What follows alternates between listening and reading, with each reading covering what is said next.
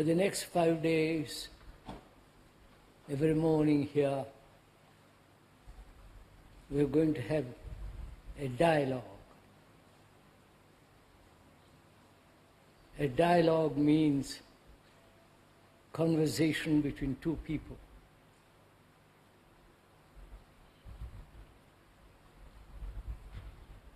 Two people who are concerned about their life, about their way of living, the world about us, and serious enough to resolve their problems. And so they are investigating together through a dialogue. Dialecticism is the art of investigation the truth of opinions. The truth of opinions. That's called dialectics. And opinions are judgments, personal evaluations, points of views, and I don't think you can find truth through those means. But perhaps if we are serious enough and concerned and committed to the investigation of our own problems, not theoretically, not in abstraction, but actually that which is happening. And two friends are talking over together about their problems, investigating and hoping thereby to resolve their problems. I hope that's clear. It's not a talk by the speaker, but together have a conversation, a friendly, not antagonistic, not opposing points of views, but together go into our problems.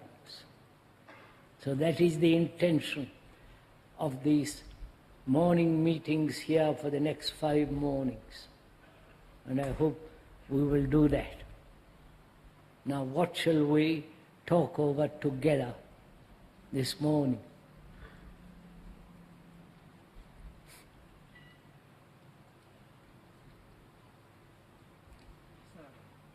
Is it possible to observe thought as it occurs in the present, or when there is observation, the thought is already past?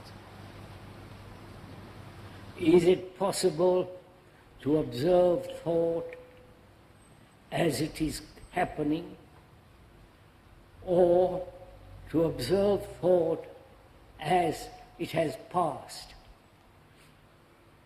To observe what is thinking as thought arises and observe that, or investigate thought which has already has happened. Any other?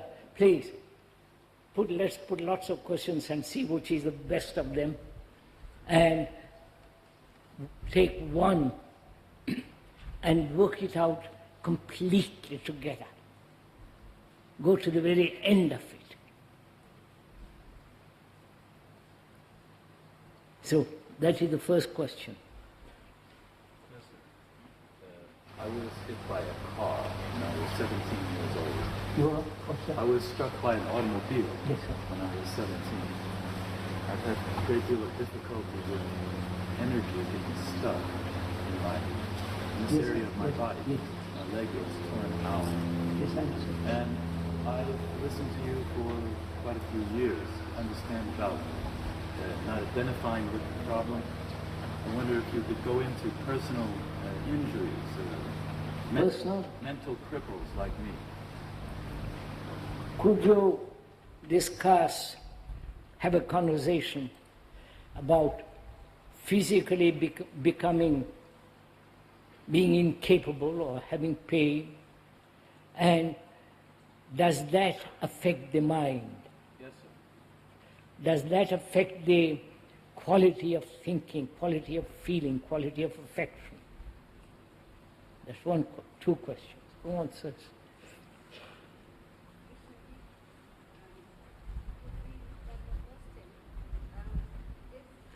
Would you mind talking a little louder?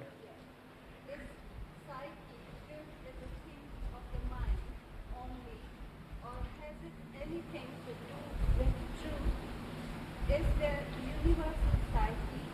What is this psyche we talk about so often? Does psyche have anything to do with the mind, or is there universal psyche? Psyche? Yes. Psyche of the mind and universal psyche. Is that it? Please, Avanti. The difference between the me and individuality. The me, And individuality. the individuality. All right, sir. The me and individuality.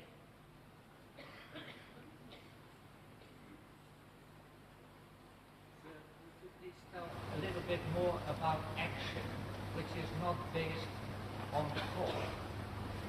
Would you talk or discuss, have a conversation about what is action? Whether there is an action which is precise, accurate, and not bring about further actions which will demand greater sorrow, greater problems, and so on.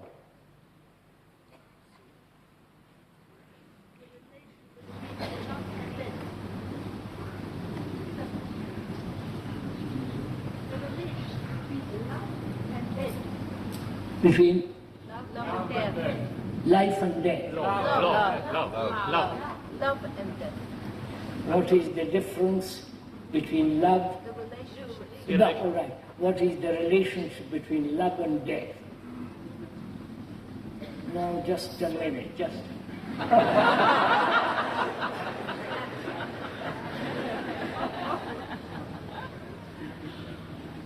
Explore a bit further the relationship between fear and dependence. I'm concerned about dependence in my own life and in my relationship with my girlfriend. I see at times, sometimes I've become very dependent on her, and yet it still continues. I don't become free of it. Many times I think of just leaving and going away and being on my own, yet somehow I sense that's not the answer, because it will just happen again. And yet there are times when I see clearly my own dependence, and yet I'm not free from it. And also this tremendous fear. You have made your questions, please, short. Relation between fear and dependence. Fear and dependence. Paura e dipendenza da qualcuno. Freedom. What is the relationship between fear and dependence? Could you discuss ambition and why we are so insensitive in our daily lives? You want that? Ambition and insensitivity in our daily lives. Ambition and Sensitivity. insensitivity in our daily life. Now, just a minute. Which of these questions shall we talk over together? The gentleman asked, Is it possible to observe thoughts in the present? the gentleman asked, is it possible to observe thought as it is taking place, or observe thought as it is over? The other question is, one is physically affected through an accident, through a disease, certain forms of illness, and does that affect the mind? And the other question is, what is the relationship between love and death? And you said, is the personal psyche or the universal psyche? And that gentleman asked, what is the relationship between fear and dependence? Now, just to end your question, sir, which was action. Is there an action which is so totally complete that doesn't leave regrets, anxiety, pain and sorrow and all that? Now, which of these questions would you like to talk about? If you discuss dependence, would that cover many of the questions? What's that? If we discuss dependence, would that cover many of the questions? If we discuss dependence, would that answer many of the questions? Or would you discuss action?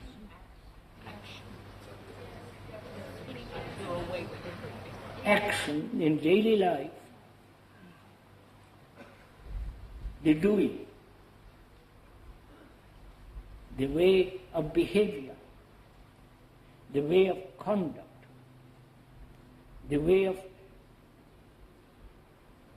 a relationship in which all action takes place.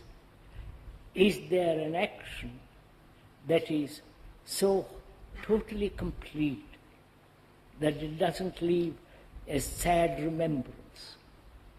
Is that the question, sir? The one? Or a good remembrance. No remembrance at all, I think. No Yes. remembrance. Not the opposite. Shall we discuss that? Or do you want to discuss something else? What, sir? Would you like to discuss action?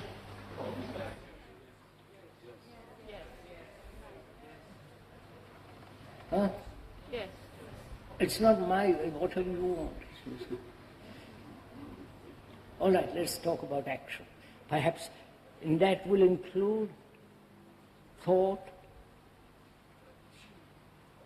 What is the relationship between love and death? Fear and dependence, and physical illness affecting the mind, and the psyche and universal. Can we do this? Do you want to do this? Please. Right. What do you mean by action? What do we mean? Please, this is a conversation. Don't go to sleep. This is a conversation between you and the speaker. Together. I am not investigating, you're just listening. Together, we are going to find out if there is an action which is so whole, complete, total, that it doesn't leave a single shadow of pain, regret, grief, hurt, and all that. Right? So, what do we mean by action? Please, sir, join with me.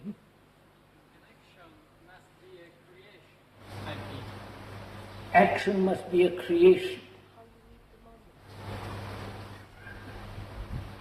You see, you are now making a statement like action must be creation.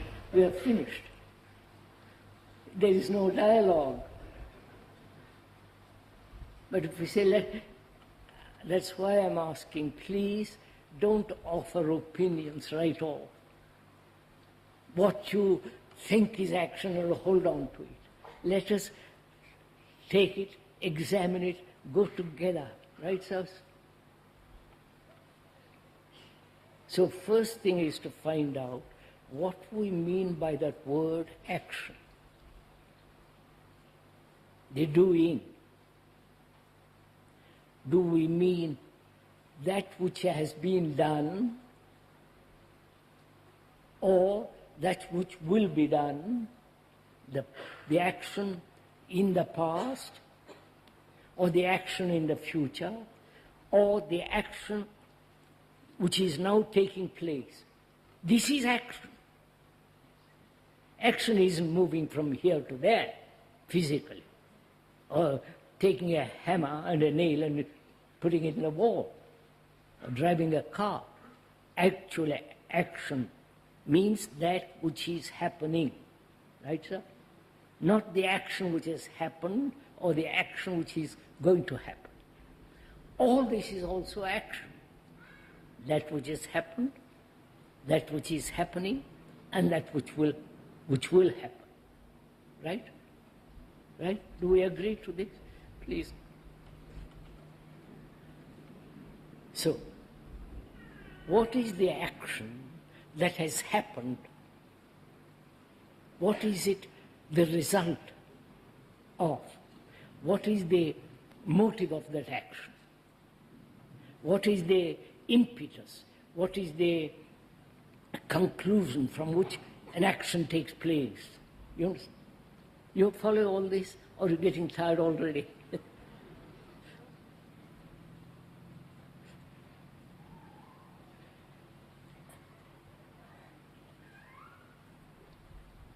Action has some kind of motive, pleasant or unpleasant, rewarding or pain, or under pressure, driven by various influences. So one has to find out what we mean by action. Is there an action which is not, which has no motive, which is not under pressure, which is not threatened and therefore act, which is not a rewarding and therefore painful? So one has to look at the word very, very carefully, if you are willing. This is a conversation. Right? Most of our actions, as one observes, is based on a remembrance. Right? Or on a desire. Or on personal reward or punishment, or an action based on an ideal, or on a belief, and so on. Right? So, please watch this for your, let's examine it together. If an action is based on an ideal, on the future, that action is conforming, adjusting, or imitating the ideal. Right? Therefore, is that an action which is whole, complete, without leaving any mark of hurt, regret, and so on? You follow? So what is our action, yours and mine, the speakers, in investigating? What is our action based on? Pleasure, fear,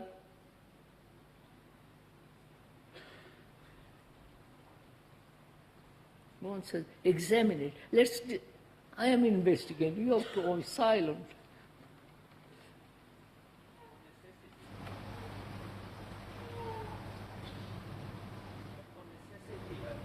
What's that? Necessity. Reward, that is a necessity. I need food, so I go to the market if I have money, buy it, that's an action. I need clothes, if I have money, I go and buy it, shelter and so on. So, on necessity, the needs, physical needs, and then psychological needs. Right? Right, sir? Huh? do they exist? Do psychological needs exist? That's the question which you're going to find out. There are physical needs and actions, and actions based on what we consider psychological needs. I need somebody to give, one needs somebody to give one comfort. Therefore, dependence and action based on that dependence, right? I need as somebody to tell me how to live a different life, and I depend on that person.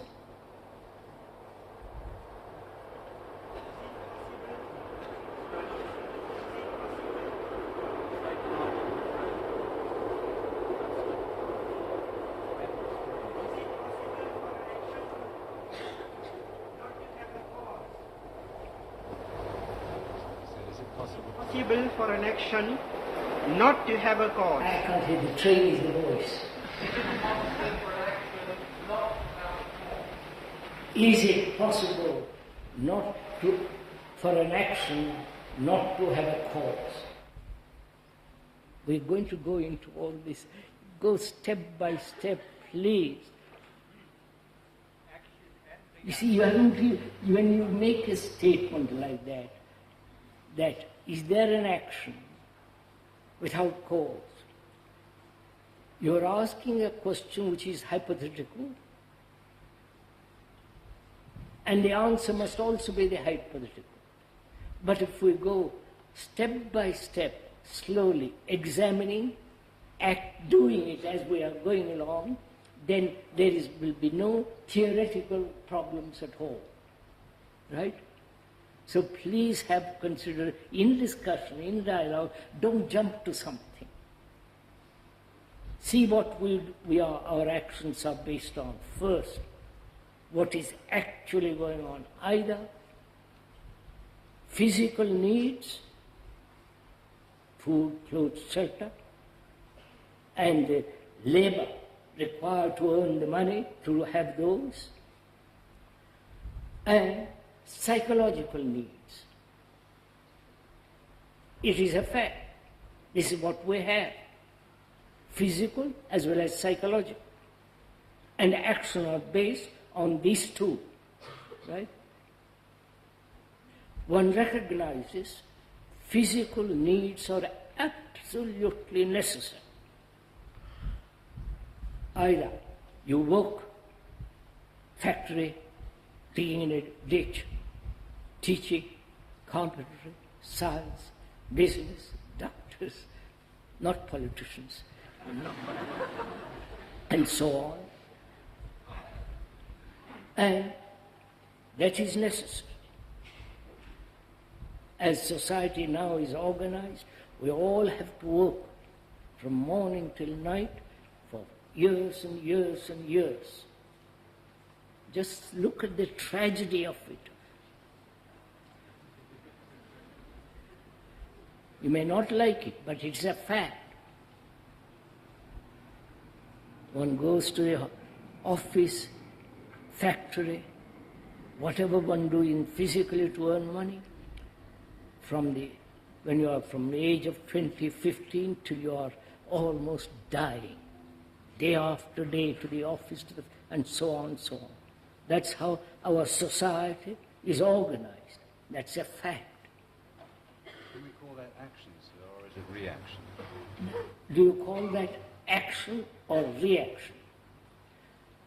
It is both, because I need food, and if I don't get proper amount of money, labor, I am jealous, anxious, all the rest of it begins. Therefore it's a reaction. So there is the physical need. Then one's actions are based on psychological needs. Please go into it. Is psychological need different from desire? We're coming to that, sir. Is psychological needs, are they different from desire? Perhaps not. Or they are, let's examine it. Let us first see or recognize and accept as a fact that we need, apparently man needs, human beings need. The need may be false, we'll find out. The need for psychological action based on psychological needs. That is, one needs belief, one needs a certain forms of conclusions, certain opinions, points of view. You need nationality, hierarchical approach, you need all these. Please don't deny it. It's a fact for most people. You may not say, but I don't need any psychological, I have no necessity, psychological necessities. That would be the most rare thing to say, right? So we must find out for ourselves, do we have these things as a need? Belief, opinions, judgments, conclusions, images, religious and otherwise, religious and images created by the hand and by the mind. You follow all these? Are these needs? What about despair? Action comes from despair. Action comes from despair. What about anaction? That comes from. Huh? What about anaction? That comes from. So, look, first let's look at ourselves, sir. What are your psychological needs, and are there actions born of those needs? Sir, I think that what I heard so far, it seems that the necessity has to be there for an action. And there's always a necessity for action, in some way or another. That's what we're implying. You're saying there must be some kind of necessity, need for action. We said we need physical, for physical needs, there must be. But we are questioning whether we need or are there necessities psychologically for action. I question it. I'm not saying you must accept it. I say I doubt it. I'm not sure. You understand? I'm examining it. One is not dogmatic. I don't take a position. I don't refuse to move from a conclusion. What we are trying to find out is, what is action? We see action in the physical needs and action based on various forms of opinions, judgments, conclusions, convictions, experiences, beliefs, dogmas, dependence, and so on, psychologically. And the speaker says he questions it. You understand?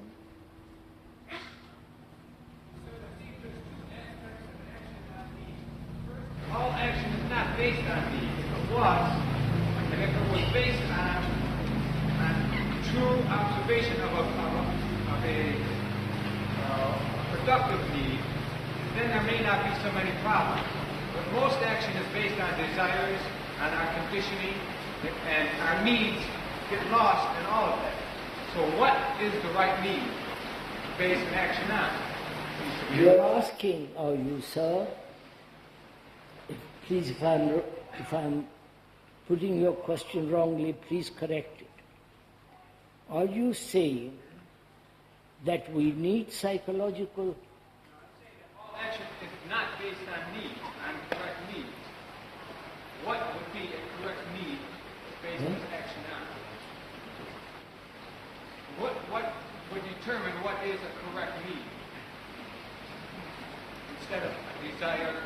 Yes, what is the correct need? One moment, I'm just wait a minute, please. What is one's correct need physically? Right? In other words, there is una netta separazione between the one and the other. Is there a right separation between the two, or it's quite... Is there a strict division between the psychological needs and the physical needs? See, you're all... Now, to answer that question, do physical needs go over to psychological needs? I need a house. One needs a house or a room to stay in. Then, in that room, one gets attached to the furniture. The attachment to the furniture is a psychological need. Right? Because without that furniture, I feel a bit uncomfortable.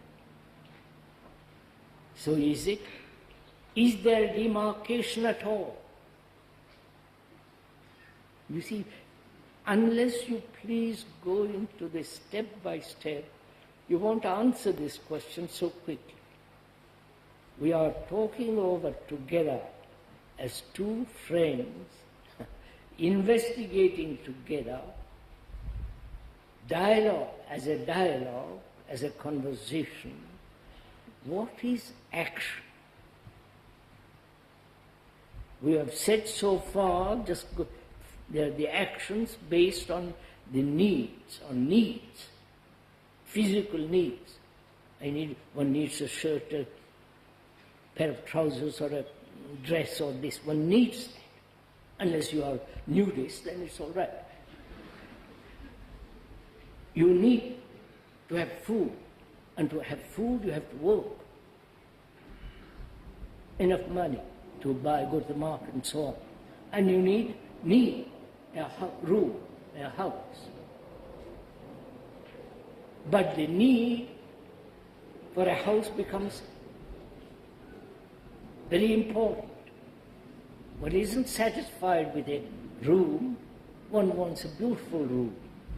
One wants pictures in it, and old antique furniture, if you can afford it.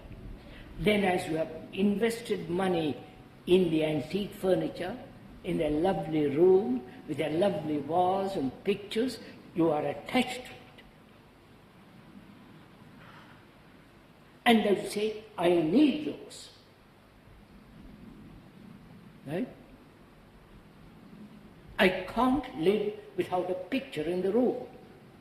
And it must be either a copy, an original, and so on, so on. That is, gradually, I begin to depend on those things. So the furniture is me. Right? Do you question that? I am attached to the furniture, and I don't want you to spoil it. Don't put it in the sun. Don't scratch on it. I am wholly dear. And that furniture has become me. Right? And I act from that. So, we are going next step. Is there a necessity for psychology to exist?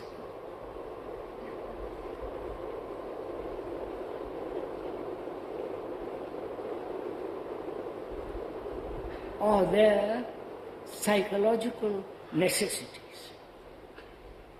We say yes, it is a fact. The necessity of a belief, the necessity of dependence, the necessity of sex, the necessity of ambition, achievement, success, right? And on all that, my actions are based. That's obvious, isn't it? Right? Is this all wrong? Please look at it yourself in yourself. One goes to India. Sorry. Because one feels the need for instruction, for wisdom, for knowledge, for enlightenment. Because the Western world is too worldly, not interested in religion. And they go to India, where there is dirt, romance, and scholar, and gurus, and you go. Then you say, I need those. You follow? This is actually what is going on. So we are now questioning whether there are, why we consider that psychologically we need things. Right? That's what we are investigating. Don't go back to the physical needs. We have finished it. Now, do we need beliefs?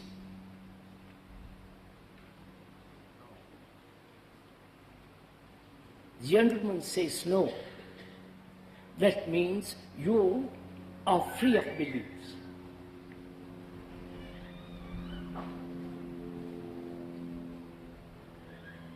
Now you see what we mean by belief. Belief in something that cannot be proved. I believe, one believes in God. Cannot be proved. One believes in heaven. Can't be proved. One believes that there are people living on the moon, not on the moon, somewhere else. One believes that. It can't be proved. So, we believe in nationality. Right? Right? No? Oh my God. We are French, German, English, Indian, God knows what else. Follow it step by step. Either you relinquish all this as we go along and say, sorry, I'm not a nationalist. Finished. Sir, may I ask some questions? Don't we have to ask ourselves first where those needs come from? Where we're going to go into that. How do these needs arise? What is the cause of it? We're going to find out in a minute if you have patience.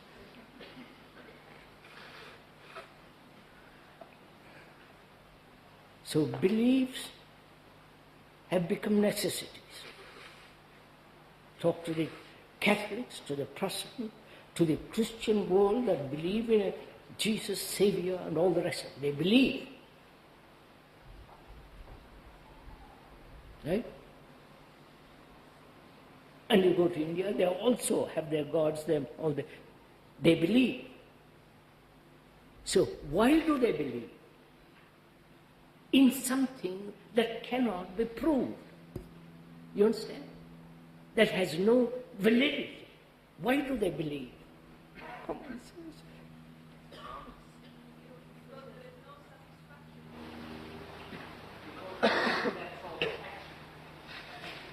because the gentleman said they love that kind of action. Why do they love that kind of action? Give us security to think. Go into it, please. You inquire into yourself. You believe, don't you? If you're honest in something or other. Or you don't believe and you go to the other extreme, which is the same. You understand? I don't believe in God, I'm an atheist. Which is, and both take a stand. You understand? You know what I mean? Take a stand. That you both remain convinced of their conclusions. So, the belief in oneself is the same thing. Belief in oneself. And All right, let's take that. Belief in oneself. What is oneself? Oh my God. What is oneself? Please, no, investigate it. Please talk it over with me. So we try to find security in something else, like a belief. Sir, the gentleman said, I believe in myself. So what is the thing you believe in? Just look at it, sir. Look at it, examine it. Do you believe you exist because you have a body? Yes. Do you believe in yourself because you have certain emotions, certain conclusions, certain points of view, certain way of behaving, certain idiosyncratic activities, nay, for bank account or no bank account? Because all that you believe in, you don't even, please examine it. When you say, I believe in myself, I say, what? This is a strange thing to say. What do you believe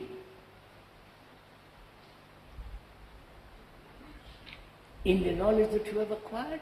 What is myself? Huh? What is myself? That's what I'm examining, madam. Sir, may I suggest that we take an actual example? What's that? May I suggest that we take an actual example? Most of the people who are present in this tent believe that you are enlightened. How do you know?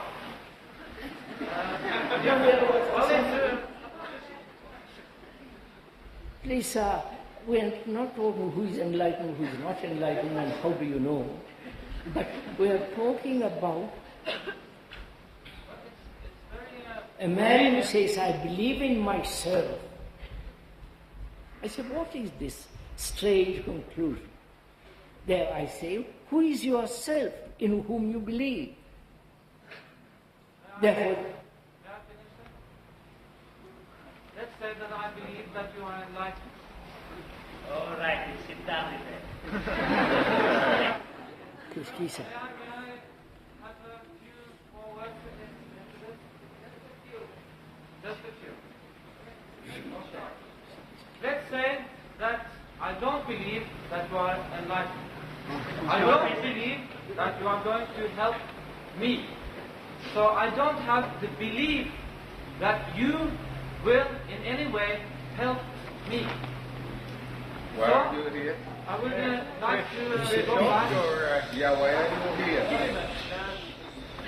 I'm sorry, sir, I don't... So I would suggest that this person, is the only one who can find out. I don't think this is very, complicated. One has to find out for oneself who he is. And now that two friends are meeting and talking over, say, look, who am I? In whom I believe so strongly. Right? He said, let's investigate it. Don't say I'm God and stick to it, or I am environmental reactions, or this or that. Don't hold on or take a position. Let's inquire into it. Let's go into it. Not that I am superior, you're inferior, or you're superior, I'm inferior. Two friends. So I say, I'm asking, who is this entity, myself, in whom you believe? Huh? I can't listen. A piece of the absolute truth. Piece of the absolute truth. Oh, piece of the absolute truth. You see? And then we are finished. there is no discussion possible. When you say you believe in yourself, doesn't that generally mean that a person, has lived in life, he has certain challenges in life, he's overcome some of these challenges, and from overcoming these challenges, or whatever the experiences were, he forms a certain image of himself. And when he says he believes in himself, or she believes in herself, it's that image that they believe in. Is this dialogue worthwhile? Huh? If we could go on with it. As we are going on, is it worthwhile? It's a lovely morning, you can go out for a walk. So I'm asking you, please, is it worthwhile going on with this dialogue? Yes. You're quite right, sir. Huh? I'm coming with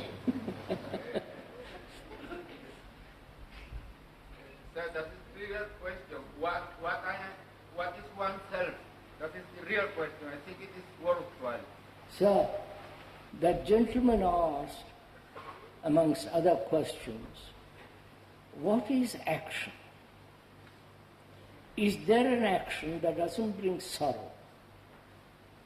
Is there an action that doesn't breed contradictions?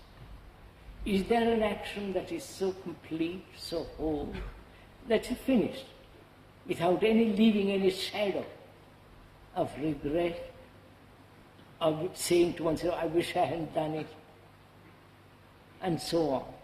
That is the question two people are discussing.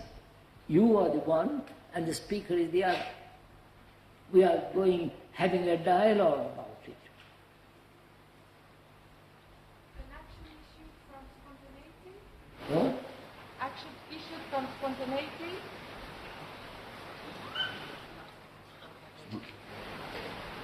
Action is spontaneity, born of the spontaneity. Are we ever spontaneous? You see, you're Sir, this is my action. What's that? What am I to do? I'm going to say that just simple. You see, the gentleman asked, I've had an accident, a car accident, my body is affected, and it's affecting my mind. Sit down, sir. What am I to do? Right? He's asking that question. Because he has to find out. Because in pain, he's confused. He says, tell me what to do. Right? Are we in that position, any of you? Or is it also casual dialogue that you listen and you will do nothing about what you have listened to?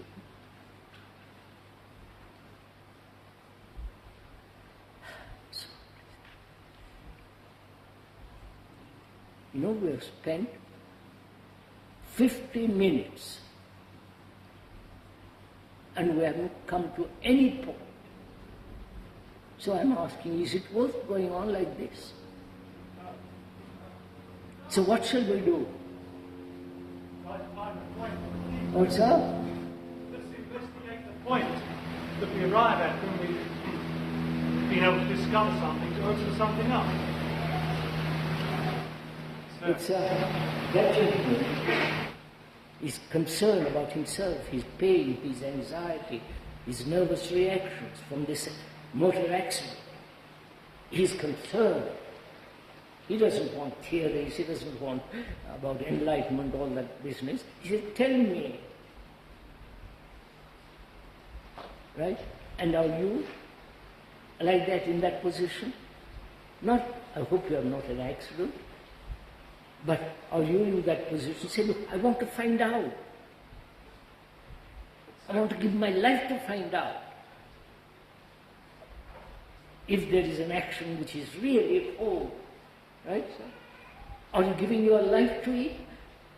Or just sitting on the river's bank and looking the waters go by, never entering in the stream? There is no action complete. So as very few are concerned really about it.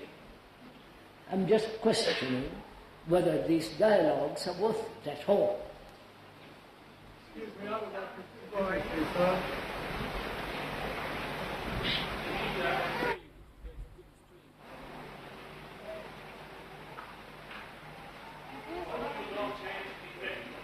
Discussion.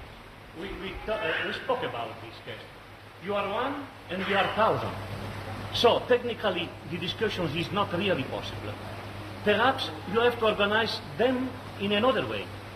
Gentleman says you are one and we are thousand, and you can't really have a conversation with 1,000 people. Just listen.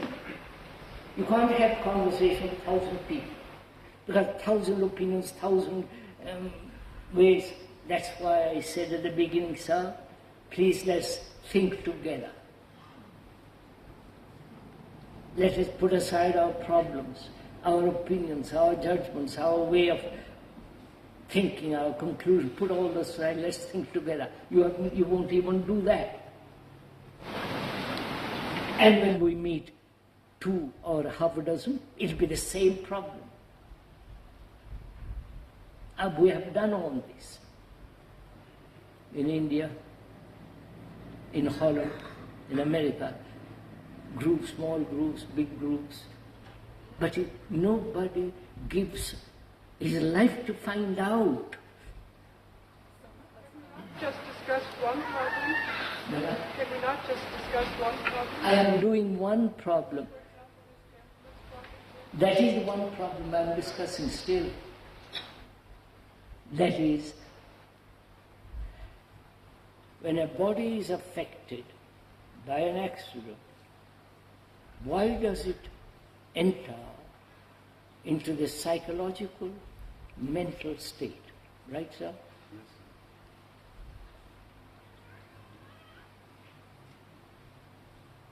Haven't you such problems?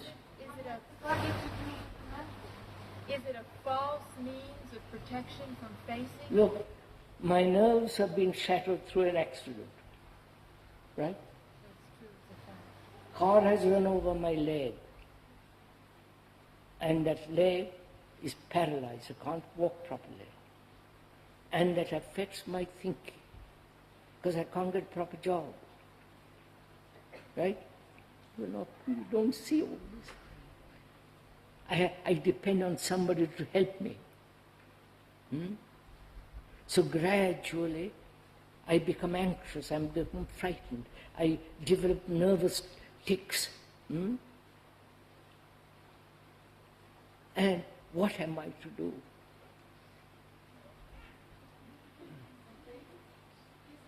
Myself. The question is my body myself? Huh? The question is my body myself? That's what we are discussing, madam. We talked about it. But you all refuse. You want to go off in different directions.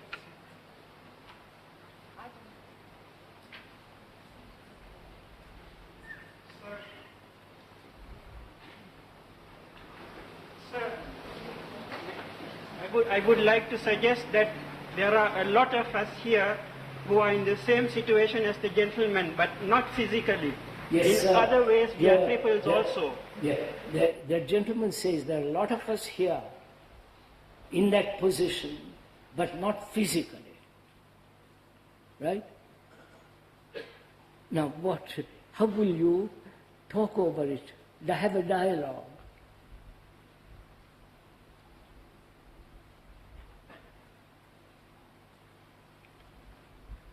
I say that only to say that I think the dialogues are useful for us, for me in any case. What's that? The conversation is very useful for me. Yes. Look, sir,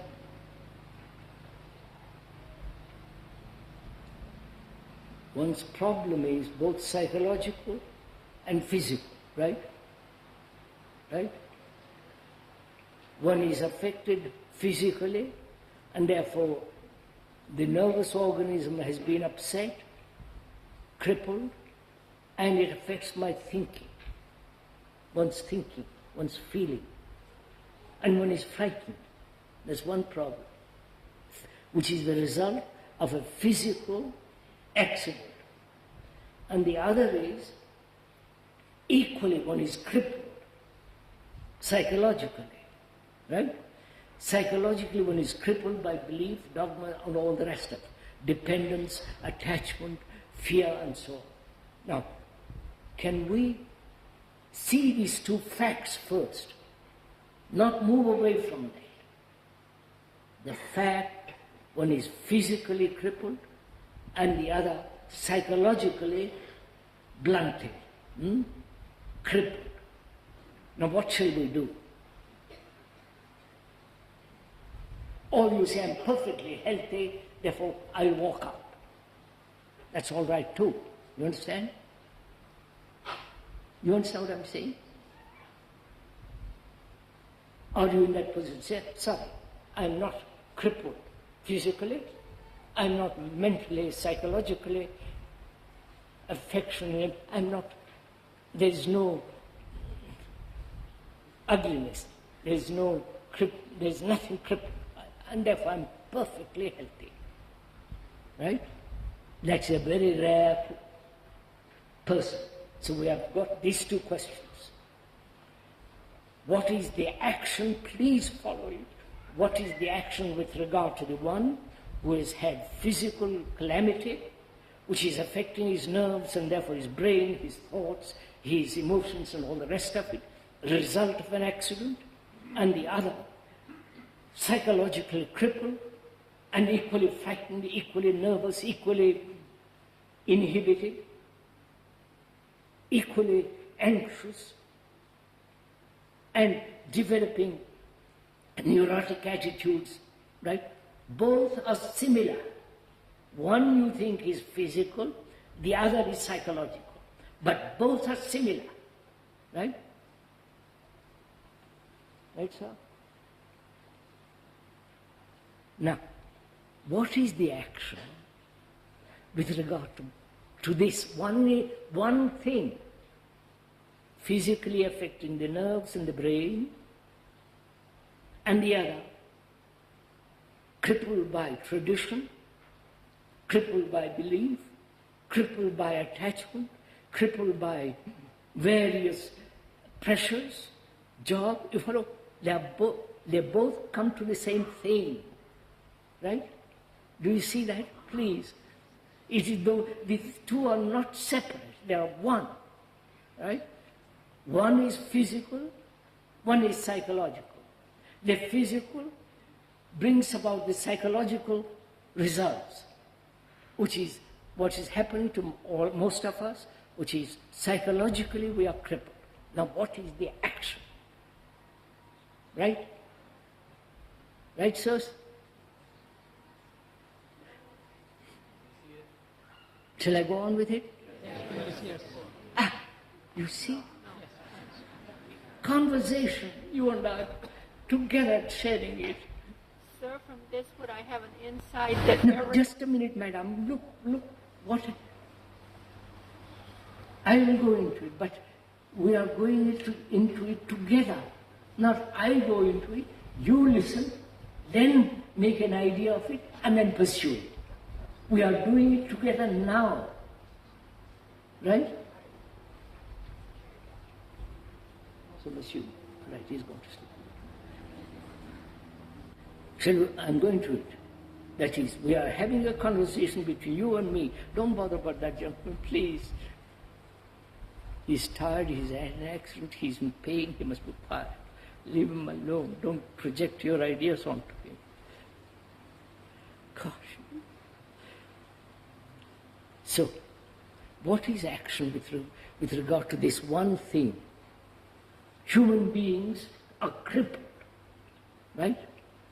Both psychologically and physically. Some are extravagantly crippled in both ways, others are medium, partial. and what is the action which will correct this thing. Is this clear? Now let's talk it over together. Why do we... no, wait a minute. Which is most important, the psychological aspect of this or the physical aspect of this?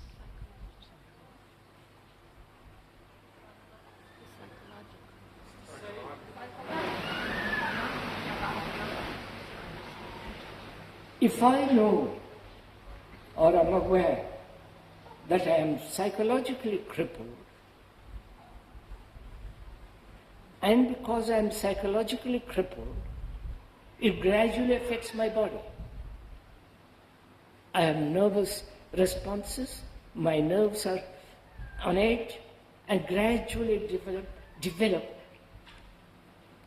a sense of isolation. Follow? All the rest of it follows. If I am physically, it is the same thing. So, I am saying which is more important to consider? First, the psychological state of being crippled or the physical state of being crippled. Do you understand? To which do we give importance? I know the man, who had an accident. He said, for God's sake, don't talk to me about psychology. I'm in pain. I've had an accident. If I'm psychological well, I am do better in my physics than I'm asking you, sirs and ladies, which do you give importance? To the physical or psychological? Psychological, both of them. Careful, careful. If I am physically affected, would I consider psychology? See the difficulty. I've been run over, I'm crippled, and it's affecting my mind. My mind has already been affected by society, by my faith. You follow? Only this incident has added more to it. So, which is more important? I don't neglect the physical, right? I say I'll go into it first. I'll go into it after I've understood whether I'm crippled psychologically or the physical is making me crippled psychologically. So, I'm investigating being psychologically crippled. The result of a physical accident, the result of living in a monstrous society, wrong kind of education, wrong kind of acquiring knowledge and so on, that has crippled my mind. So I said, psychologically, if I can understand the whole structure of the psyche, then I can attend to the physical. But the man who is in pain, he says, no, please give me some kind of drug, some kind of opiate, some kind of thing that will quiet me down. Right? Then the doctor is important, not me. Right? But if there is psychological state, a psychological crookedness, unclarity, crippledness, I think that can be cleared. You follow? That can be completely be whole. Then with that clarity of mind, I can attend to my physical ailments.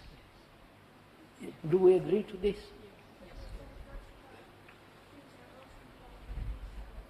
In relationship with violence or things like that, then it's much more difficult.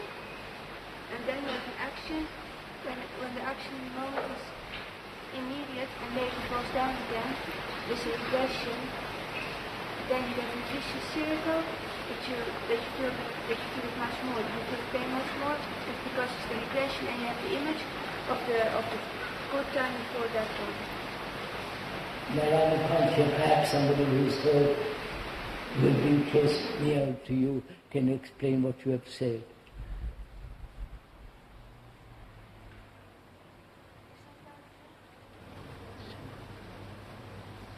Nobody is willing to translate, so I can't help. So I'm saying myself, can this psychological, this being crippled psychologically, can that be made whole? That is the question. Which needs action. I can't sit down and say, I'll make it whole. Or go off into a monastery. It can't be done. It needs action. I have to do something. Right? Sir, I'm sorry to interrupt. But I feel that now we are putting our foot into an old trap. And the trap is that we sit here and watch you perform. We are perfectly sure, we know it, we've seen you do it 100 times. We know that in half an hour, you can totally break out of all psychological attachment. Yes, sir. And probably physical and spiritual and everything else. Unfortunately, sir, I don't know, maybe I'm odd man out. If so, I may sense a certain hostility on the part of some members of the audience who may feel that I'm throwing a spanner in the works. They want to watch you break out into on cloud 9. If so, I don't want to interfere with them. I'm happy to leave. Avanti, sir. Go on, sir. My position... Sir, I'm listening to you. If they are antagonists, let them be. That's right. They Come can on, say sir. so and I'll leave immediately. Come right? on, sir. So, sir, as I see it, it's like this. 10 minutes ago, after having spent 50 minutes, you came to a point where you felt that we were all just pussyfooting around with the thing, talking theoretically, not really having the least bit of gumption to get into this thing. All we wanted to do was theorize and watch you do the trick. Then, in despair perhaps, you seemed to have washed your hands of the whole thing, resigned yourselves to the fact that we were a lot of useless nincompoops, and decided to have a dialogue with yourself, which is what you have been doing for a long time. If so, it seems to me that it can only harm me, because watching you have a dialogue with yourself is very entertaining, maybe a bit instructive. I've seen you do it a lot of times. But it's not going to get me anywhere. No, sir. Quite right. Since it seems as though this is the only choice, either we've got to have the gumption to have a proper guts, a real dialogue with you, which means we've got to care about this thing, which means we have to stop saying how much benefit we're getting and please go along and carry on and nobody should interrupt and so forth. I mean, even when our friend Christian interrupted and said that he feels that most people here look on you as an enlightened person. You didn't want to go into all that, but it's perfectly true. We do look on you as an enlightened person. Unfortunately, the fact that we do so means that we can't listen to you at all. That's all. And I don't think we are listening to you. Yes, sir, I know this. So now just tell me what I should do, put me out of my problem. Because to carry on sitting here, I feel I just have to listen while you do your act. It's a marvelous act.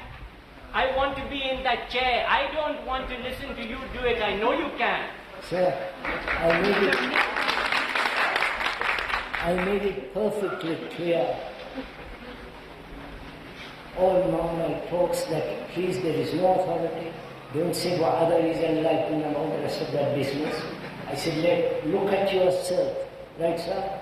Be serious, be committed, put your whole mind into it. Right? Quite right, sir. I have been saying this at every meeting. I don't blame you at all, sir.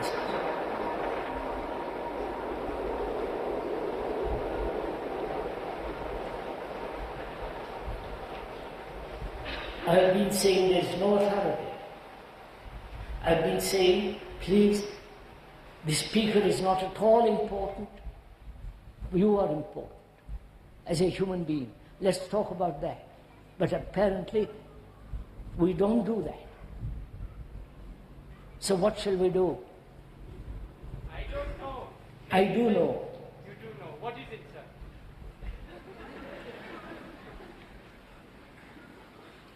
Give me any answer other than having a dialogue with yourself. No. I don't want to have a dialogue with myself. I can in my room or on my walks or with some few people, I can have the dialogue. That's not what is kind of dialogue one wants. What is important, what is necessary, that you, all of you, put your mind, your heart into this. Not say you are enlightened, we'll listen to you, wipe all that out. Right, sir? Quite right, sir. But what am I to do? Sir, look at it.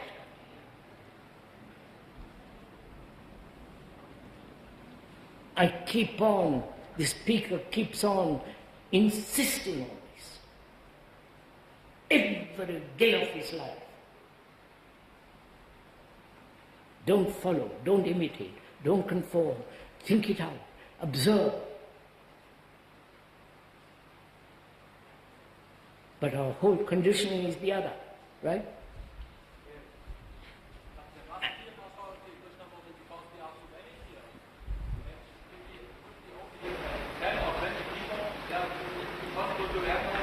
Is it a question of too many people? Sir, there are not too many people. If you really want to find out for yourself, then your whole attention is drawn and you are examining.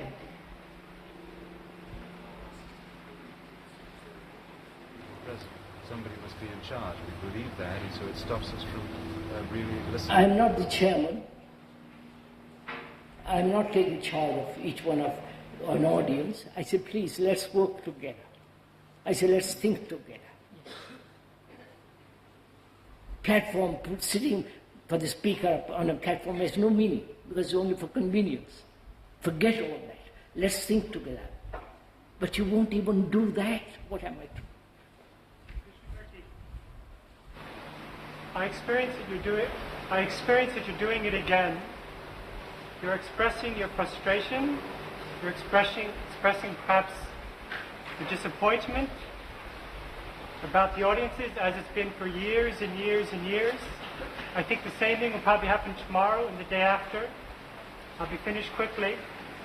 I've been waiting to meet you or to experience you in person for quite a while. I read a book written by Ron Landau about his meeting with you maybe 30 or 40 years ago. The same frustration, the same anxiety, the same disappointment you expressed to him then, you're expressing now. What I experienced in the book was a man of real love, of real humanitarian concern. What I experience on stage now is an older man who makes side comments, who's frustrated, who says, what's going on? I think that we can continue, but it's not going to change. There has to be a different format. The question has to become more pertinent, more vital. But you say person should become more vital, more personal, more intense. I'll do it. Why don't you stop speaking? Why don't you stop? Why don't you stop speaking and leave us to it?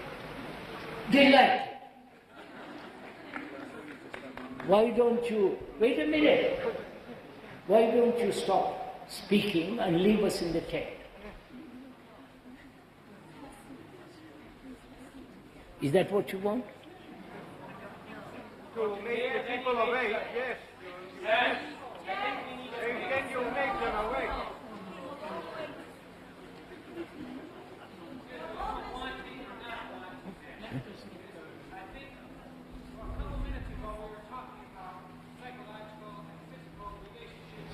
And how they were both a kind of, well, the psychological was a more important process in that.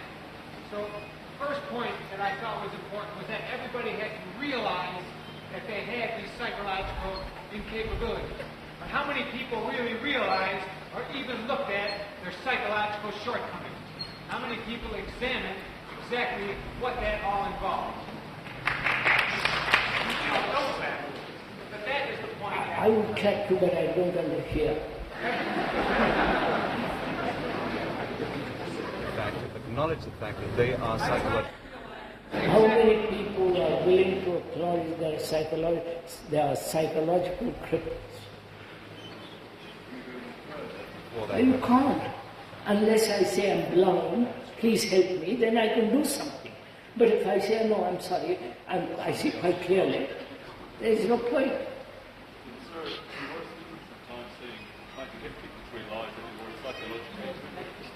And I felt that at that time I was in touch with all my own psychological fears and hate and everything. And then you're saying, well, the question burning inside of me is what to do, how to get over it.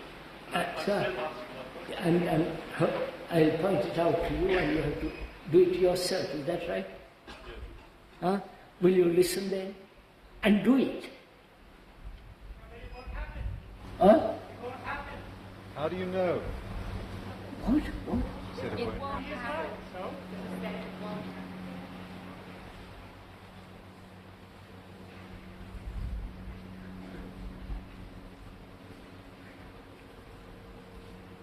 What am I to do? No, please, this is a serious question. You won't even have the courtesy to listen, to find out what the man is saying, and then see if it applies to you. If it applies to you, then say, let me put my energy, my guts, my whole heart into it to be free of it. You don't do that. What am I to do?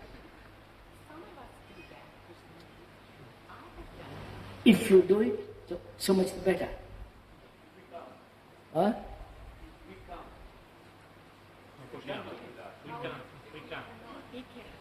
Huh? Non può farlo quello che lei dice. I can't do what you're saying. Can we ask why the people who cannot do that and who keep on coming here year after year, they come here to say they cannot do it, but why can't they do it? Can they tell us why they can't do it? I'll go in, sir. It'll become another dialogue with myself. Will you listen why you cannot go into it yourself? Go into the cause of it. Break the cause and move out of that. If it is pointed out, will you do it? It won't work. Oh, I don't know, but will you do it?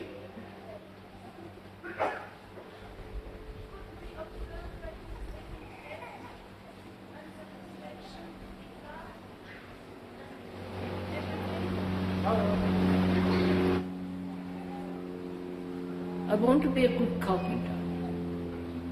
And I go to the man who knows, who is an expert master carpenter. Or I learn from the scientist. Because I want to be a scientist. I want to learn. I want to have a clear mind. But apparently you don't. Or you go halfway and stop.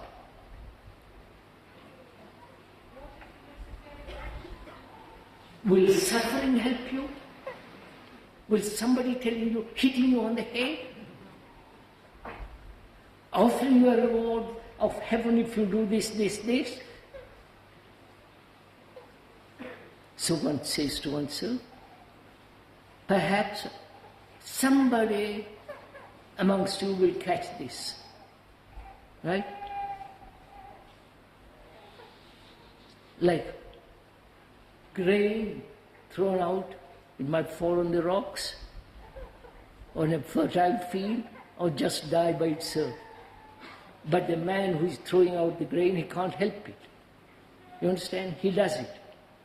He does it, maybe do it out of affection, compassion, love, and all the rest of that business.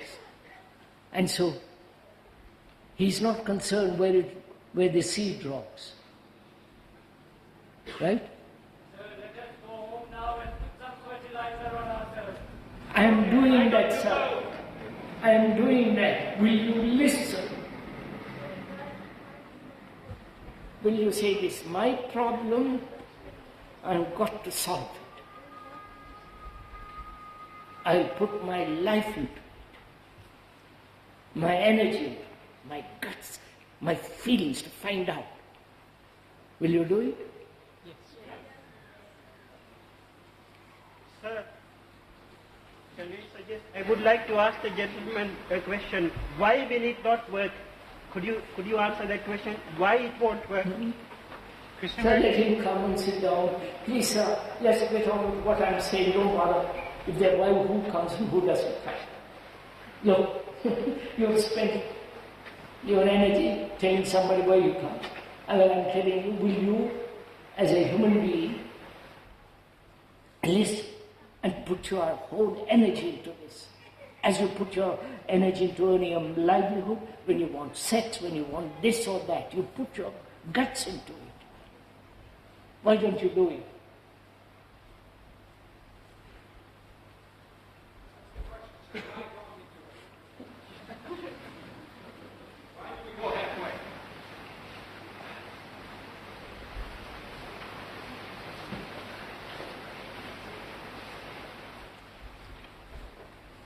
See, by the end of nearly 2 hours, an hour and a half, we haven't even discovered for ourselves.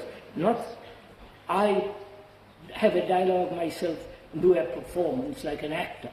I am not that. I will walk out of this tent if I feel it was hopeless. And you will never see me again. I mean it. But I feel somebody amongst you will take the coin. Somebody will say, yes, I've got it. Let me go with you. And I'll go on doing this. I'll go on doing this all my life. Somebody will catch some far. If you don't, you don't. That's not my business. It is.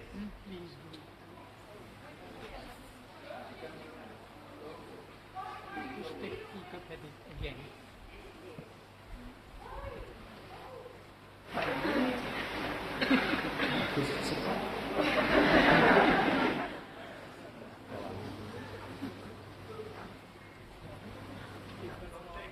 Look, sir, an hour and a half. What have we done in the morning? You, not me. I'm very clear what I'm doing.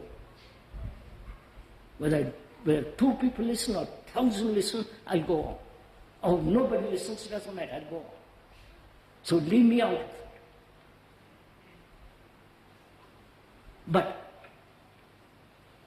if you are willing to listen, go into it. We'll go together to the very depth of it. But you must give your energy. It's like those people having their own particular guru and coming here and say, yes, I'll listen to you. Or having their own opinions, conclusions, and not letting them go. Our relationship is together. You understand? You and the speaker together. Take a walk into the whole psychological world. This is not my performance, it's you. You have to act. Right? So, shall we go on tomorrow? No, if you go on tomorrow, let's do it properly. That you are really serious and want to go into the very depth of it. You, not me. Right, sir?